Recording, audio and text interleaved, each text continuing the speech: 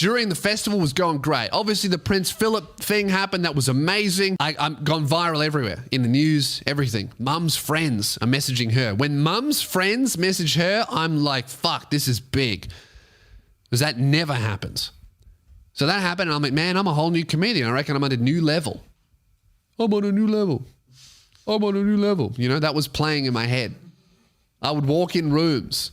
I went on a holiday to Bright, walked in a bakery. Everyone close to death, retired old cunts.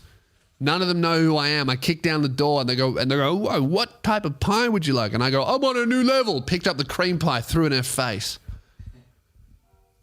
And I got away with it. The cops showed up and they were like, oh, no, that's the Prince Philip guy. Let him be. I thought I was on an elevated new level. And then I took my break and then I came back, whole new comedian, famous. The famous Lewis Spears, the guy that made fun of Prince Philip and then he died. Shut up, Discord. Sorry. I thought that was happening.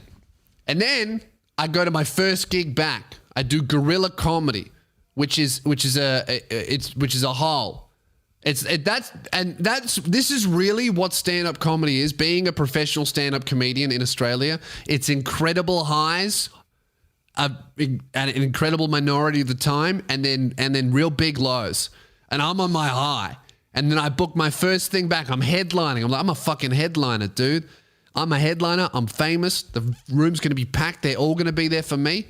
In fairness, half the people were there for me. That's really cool. That's never happened to me before. I get on stage. It's a tiny little basement.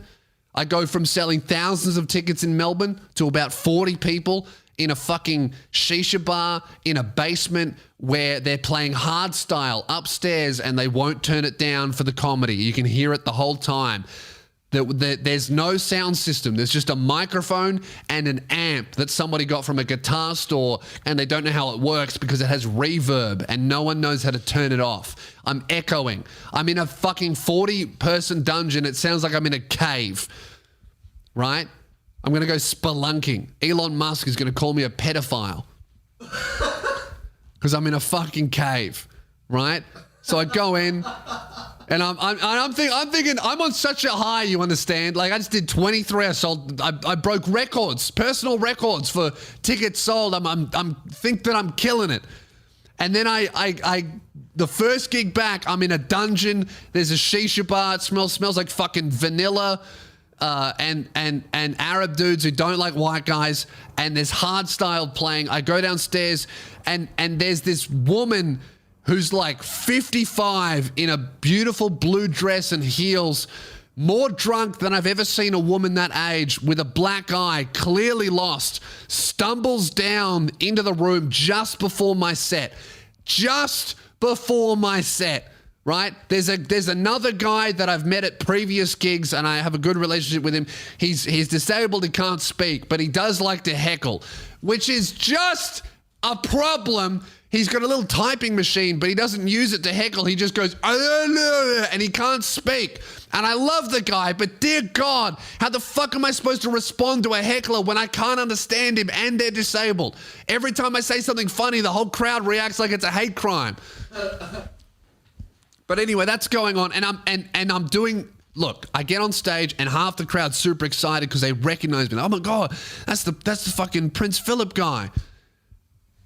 And then this woman in the blue dress who was so drunk, like she doesn't know where the fuck she is. She was so drunk that another guy who was clearly on ice, 20 years old, was trying to hand her off to other groups of people because he was worried about her and wanted to get her home safe. And he said, I'm sorry, I've had heaps of drugs. I can't help her, but someone has to.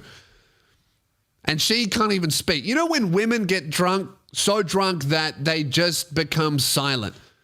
You know, like men, when they get really drunk, they kind of become violent or they cry. Women almost 100% of the time just become really silent. Like they'll have a noisy period early on in the night. They'll have a crying period halfway through the night, but you get enough vodka cruises in them and they just become mute. And all they can do is kind of do a happy drunk smile and stumble around. She was at that phase, just stumbling around in a beautiful blue dress, her black eye, and silence, right? And then she sits in the front fucking row on a beanbag. So she's like, she's 1/40th of the audience, which is a big portion of the audience. I get up, and I start talking and I start crushing. I start doing really well. People know who I am. I talk about the Prince Philip bit. I'm not going to ruin it. I got some new gear about it. And then the guy who can't speak heckles, which is an awkward spot for me, but I know the guy, so I throw something back at him, and then everyone laughs, but the blue woman just doesn't really comprehend anything that I've said. All she sees is me yelling at a guy who's disabled, and she starts screaming at me, really angry, and starts hugging him. Leave him alone! Leave him alone! And then she starts screaming and yelling at me, and I'm like, oh, look out, my grandma's here, she's had a bit too much to drink, I'm doing the best that I can.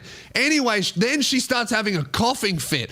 I'm trying to perform jokes over the top of this woman who's yelling at me, pissed out of her brain, and having an asthma attack at the same time. Someone runs over with an inhaler. Another woman is trying to calm her down, a female comedian I hadn't met, didn't realize she was a comic at the time. She's trying to calm her down so she doesn't ruin my set. Half the crowd is laughing. Half the crowd is concerned this woman's going to die. I'm ignoring her because if she dies, it'll be a good story for the podcast. And I'm trying to do that. I'm doing well despite the circumstances. Anyway, then someone brings over a fucking bucket for her to vomit into because she thinks, well, she's either having a coughing fit or she's going to spew. She's that drunk, no one can tell. Someone brings over a bucket. I'm yelling about the scenario going, oh, I thought I was going to be on Conan and now I have some woman in here spewing into a bucket in front of me. Where did you even get the bucket? It's small. It's the fucking tip jar for the comedians. She's spewing into the money that people have donated to come and see the comedy. I thought, oh, fuck, I start yelling about that. People are dying, laughing. Then she throws it at me. She throws the fucking bucket at me, and I have this moment, just like when I stubbed my toe, where I found out who I was, because everything in my brain was like, get the bucket, pour it on her head, and then remove her teeth. But I took a deep breath in, and I exhaled out, and I made a joke instead. And then I fantasized about doing that all the way home. And that is the highs and lows of comedy, guys. Sometimes you'll be the most famous comedian on the internet for a day, and then the next day you'll be performing in a basement to strangers while they smoke shisha, play hardstyle, and a woman throws vomit at you, while a disabled guy who can't speak heckles you despite the fact that neither of us know what he's saying. That's the highs and lows of comedy. So to that guy who stopped supporting me on Patreon because I got AirPods, how about that? I'm not doing that well, am I? If I was doing that well, I wouldn't have vomit thrown at me in a fucking basement by someone's mum.